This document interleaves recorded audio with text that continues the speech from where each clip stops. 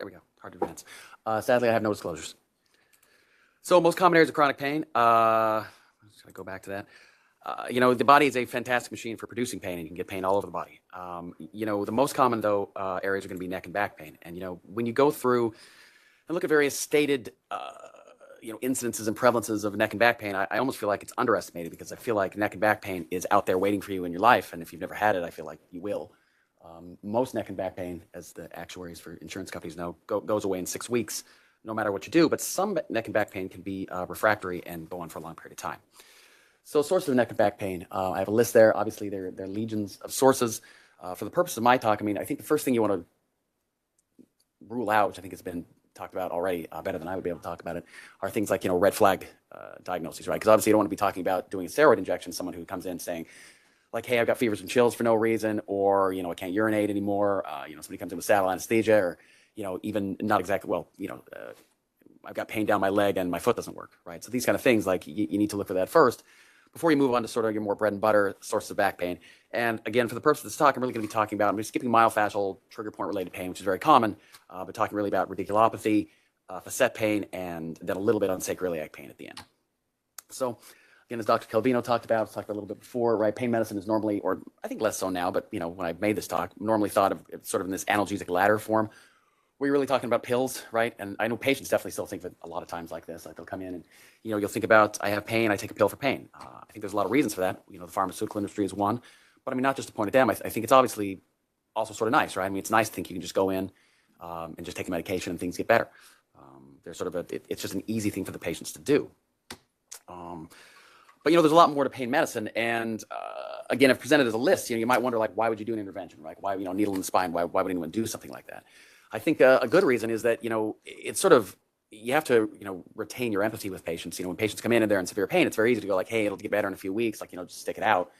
But one reason for intervention is just to acutely decrease suffering, and all these interventions are transient, right? So any pain intervention you do, the pain's going to come back if it's going to come back. But in the acute phase, you can relieve someone's suffering, and that can be really a very meaningful part of your job. Another reason, again, to get back to the medications is, medications, again, have very varying evidence, like everything, as to whether or not they work.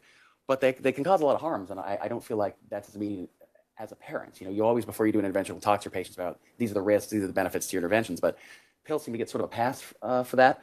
But back pain becomes more common as you get older. And, certainly if you have your 70-year-old patient coming in, you can prescribe them NSAIDs, which will work temporarily, but they have a whole host of harms, right? Then when they get the GI bleed, or your 70-year-old with coronary artery disease and diabetes has a heart attack, the NSAIDs will be blamed for that. You can give them Tylenol, but it's not clear that works. Muscle relaxants, again, very poor data for long-term efficacy. And even in the short term, again, you're increasing people's fall risk. Gabapentin, I feel like, is prescribed for everything to everyone because it's just for various reasons, but its efficacy in these sort of radiculopathic pain, and certainly back pain without radiculopathy, is pretty questionable. So I think intervention can come in from that standpoint, because medications only go so far. So I kind of, and again, to go back to multimodal, right, which is a theme, I tend to think of pain medicine as in being in 4 buckets, and they're basically your physical therapy bucket, which I think is one of the key points of doing intervention, to try to enable physical therapy, to give patients the time and the ability to, for their bodies to heal and to correct their problems. There's obviously psychological and psychiatric therapy, there's pharmacologic pain management, and there's interventional pain management. And obviously, if this leaves aside, if there's numbness or weakness or these red flag symptoms, in which case you really should prioritize sending them to your surgical colleagues. So the goals of multimodal treatment are, obviously the gold standard would be increasing function, right? But also reducing pain, reducing suffering, and reducing the various side effects of things like medications, reducing time out of work, and hopefully giving people the time to get better. So injection techniques for spinal pain, again, there's a huge number of them. We're going to be talking about epidural steroid injections, medial branch blocks, and I'll talk about facet injections, which are a variant of the same thing. I think they were already mentioned, obviously, and then sacroiliac joint injections. But there's, and I'm during the questions, I know we'll be happy to speak about it. There's obviously a wide variety of these types of injections. So again, why would you do, what's interventional pain management good for? Failure of oral medications, failure of physical therapy, or oftentimes I find the inability to perform physical therapy. I think I'm a big believer in PT and time, and a lot of people can get better if you could just actually get them, temporarily better enough to participate in a good physical therapy program. Uncontrollable severe pain, again, very important. Medication aversion, intolerance, contraindications, and there's some diagnostic utility to some of these injections, which can be helpful in sort of better managing the patient's treatment. So, I think when you're thinking about what intervention to do, the question of what shot should I do is really the same as most of the questions in medicine, right there. What is your differential diagnosis and what are your treatments? So, what is the differential diagnosis of cervical and lumbar pain, and what are the treatments that are indicated? So, as I alluded to earlier, we're leaving out red flags. The most common are probably lumbar radicular and nerve root pain, facet joint pain and arthropathy, and sacroiliac joint pain. And it's outside the scope of this talk, but again, I think when you're treating a patient in your office, you have to realize that all this comes with a grain of salt, because obviously there are manifold pain generators, and so patients are not going to neatly fit normally into one of these categories, right? If you have a patient come in, and I know it's outside the scope of this talk, but if someone comes in and again they're starting to get spinal stenosis, they're getting facet arthropathy, right? They're going to have a lot of overlapping problems, and I think one thing you can do to help them out and to encourage your success as an interventional pain physician is to set expectations. And let patients realize that you're going to be able to treat some of their problems, but not all of them. And the goal really is to decrease acute pain, to manage chronic pain, and to hopefully manage their function. So radicular pain. So very basically, it's thought to be caused by direct impingement or inflammation causing irritation of a spinal nerve. And I think it's important to note that you don't necessarily, by the literature, have to have direct compression of a nerve. This can come up when you're arguing with insurance companies, because people can have radiculopathic symptoms without direct nerve impingement. I do think there's okay data for that. Other things that can cause back pain, they're sort of transient, but can respond to these kind of injections, things like annular tears. Basically, things that can cause an immune system response to an event can be treated, I believe, with these kind of injections. I think there's data to support that. Radicular pain usually begins at the back and radiates at a dermatomal pattern. I appreciate it. I think I have a slide, but I appreciate it. Yeah, it's this next one. It's the same dermatomal map, and I appreciate the previous discussion about how these dermatomes aren't real. Exactly. And that really shouldn't be a surprise, right? So people weren't designed in a factory, right? Nobody wired you up, and this would be a person would design a body that way. It was like, I push this button, this part of your leg moves, right? You're more like a tree, right? So everyone's going to be a little bit different, and there's going to be all these signals that are leading to you developing.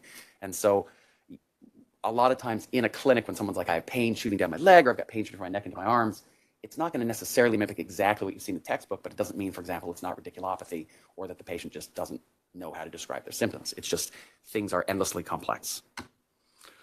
So radicular pain, radiating from the spine to the extremities, maybe burning or electric in nature, maybe associated with paresthesias, maybe associated with other neurologic complaints. I think I put this last one in there to again, and these aren't red flags exactly, but again, when I am examining a patient and talking to a patient, intervention is something I think the best part of my job, when you can really help someone. But you have to make sure that someone doesn't have spreading numbness, they don't have real weakness, these kind of things. Because if they do, that's something where you may talk to them about intervention, but that's something where, referring them to a surgeon becomes sort of higher on the algorithm, because you don't want to intervene in a way that will still leave them vulnerable to disability or weakness down the line. So exam imaging, there's a straight leg raise. If you have sort of acute radiculopathy, you're not going to see that much in spinal stenosis. Again, going back to one of the previous talks, I think, a lot of the same patients who can have neurogenic claudication, which, in my mind is a form of radiculopathy, can also have vascular claudication. I think, asking, if you're on the bike, do you have pain, right? If you have vascular claudication, you're not going to, shopping cart sign. People will have that for a lot of reasons. They'll have a walker, or they will literally say, like, if I have something, I can walk with it. That'll sort of point you more towards neurogenic than vascular claudication. But these can be things that can overlap, and more than a few times, like I've had people where I'm pretty convinced they have neurogenic claudication. They've also got vascular changes in these, and I've referred them to my vascular colleagues, and they really need both treatments. And then finally, imaging may show nerve impingement. I say may because, again, some of these, like I think we earlier talks said 36% of people have asymptomatic people have normal MRIs. I always think these things are low too, because it seems like once you're past 25, that's sort of subjective from the radiologist, right? Everyone has a little bit of like disc disease, or like this disc is a little dark, there's a little bulge here. So I think it means how you define normal. You want to treat the patient and not the imaging, because by the time you get 50s, 60s, 70s, 80s, if you want to find a reason to do an injection, you can find one, right? I probably have 6 or 7 injections I need right now, and my back feels fine. So I think you need to the MRIs can show you things and they can help in your diagnosis, but as people get older, the spine ages, and it just is what it is. So epidural steroid injections. Again, there's multiples, there's caudals, I'm going to sort of leave those out, but the basic types are intralaminar and transforaminal, right? Intralaminar is like a labor epidural, and transforaminal is where the nerve exits.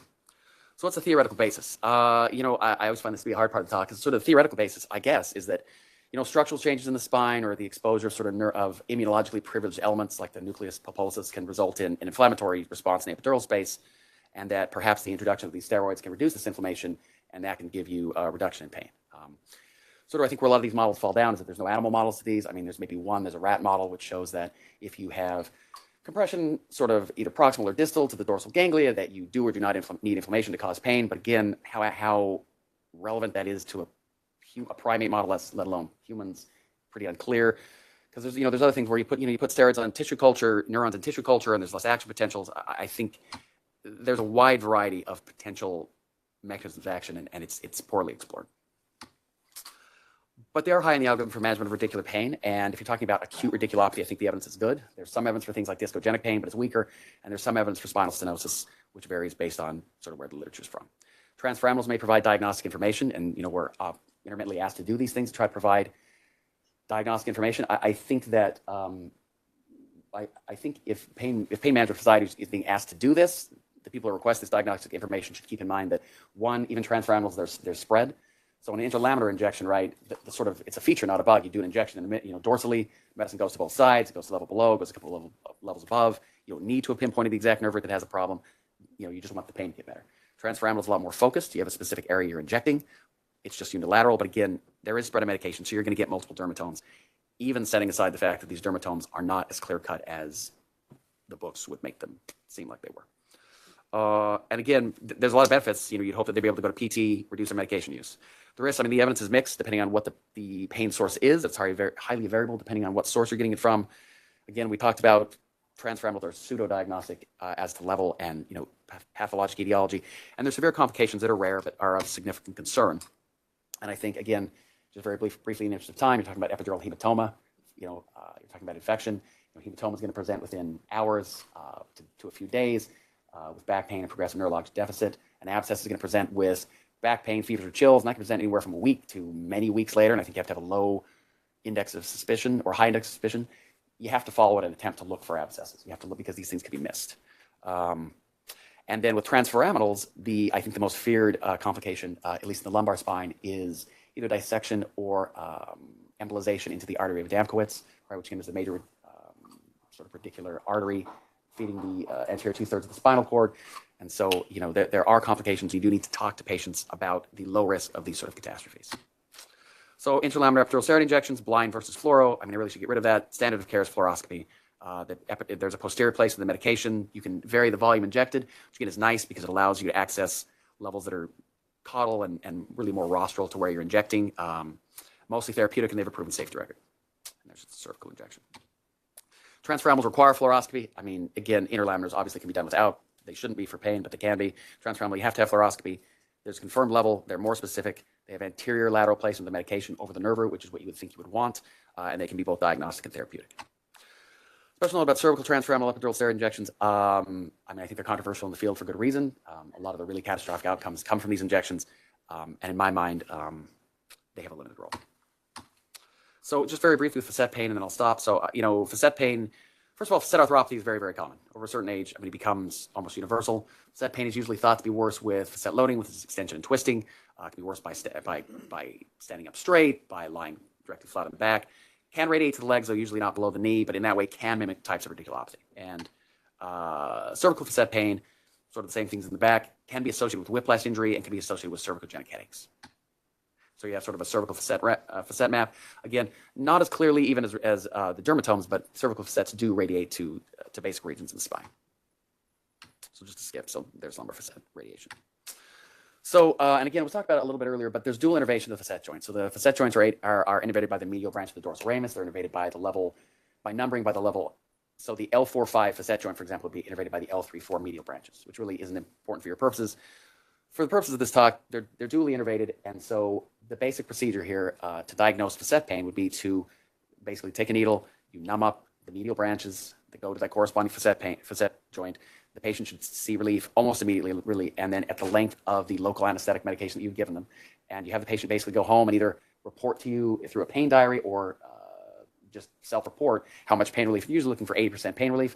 You normally then do the block again, possibly with a different local anesthetic, looking for different timing, although I think in the context of real patients, it's a little variable how well that works. But if you can get 2 positive successful diagnostic blocks, you then do radiofrequency ablation or rhizotomy, which again, really from the patient's point of view is the same procedure. You do some other diagnostic tests and you heat up the end of the needle and just cause damage to the nerves. And then you can get anywhere from 6 to 9 months of pain relief if effective. And again, I think just in the interest of time, I'll stop and take questions. Good evening. My name is Sean McMillan. I'm an orthopedic sports medicine